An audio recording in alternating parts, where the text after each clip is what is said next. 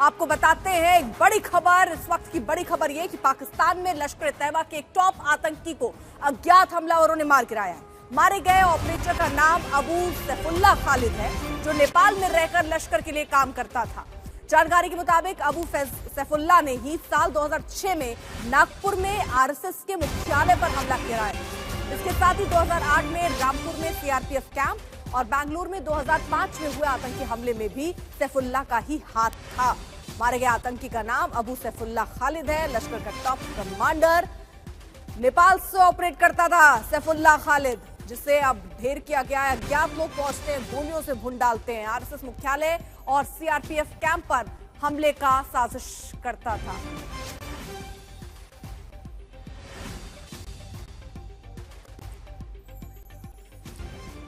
तो जानकारी के मुताबिक अबू सैफुल्लाह ने ही साल 2006 में नागपुर में आरएसएस के मुख्यालय पर हमला कराया था। इसके साथ ही 2008 में रामपुर में सीआरपीएफ कैंप और बेंगलुरु में 2005 में हुए आतंकी हमले में भी सैफुल्लाह का ही हाथ था। अरविंद ओझा हमारे साथ, हमारे सहयोगी और जानकारी के साथ जुड़ चुके हैं। अरविंद, क्या और जानकारी छनकर अभी सामने आ रही है? इस आतंकी के बारे में क्या जानकारी है? और जिस तरह से पाकिस्तान में एक के बाद एक आतंकी ठिकाने लगाए जा रहे हैं अज्ञात लोगों के द्वारा, ये भी पाकिस्तान के लिए तो चिंता है।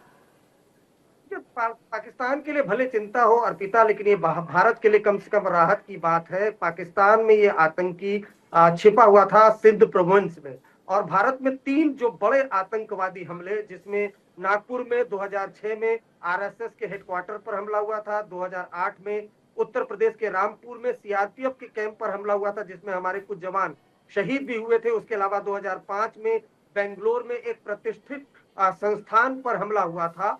ये जो सैफुल्लाह खालिद है, ये नेपाल में बैठकर इसने अपने स्लीपर सेल के जरिए इन आतंकवादी हमलों को अंजाम दिलवाया था। और आप यकीन जानिए, ये हाफिज सईद के लिए बड़ा झटका है, क्योंकि लश्कर तोयबा का नेपाल मॉड्यूल का इंचार्ज था सैफुल्लाह खालिद, और कई अलग अलग नाम से ये ऑपरेट करता था।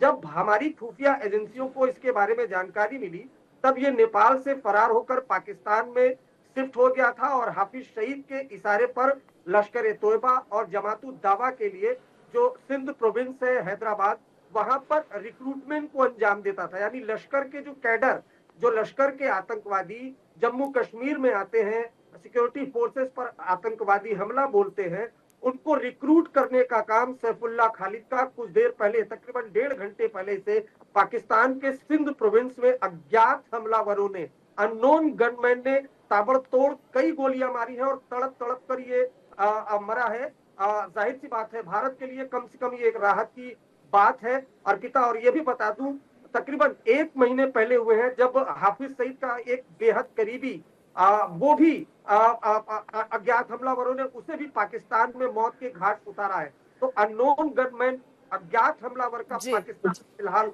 काफी ज्यादा खौफ है। ये मोस्ट वांटेड आतंकी लश्कर का ऑपरेटिव सैफुल्लाह, इसे सिंध प्रोविंस में अज्ञात हमलावरों ने मौत के घाट उतारा। अर्पिता, अरविंद, बहुत बहुत शुक्रिया तमाम जानकारी के लिए।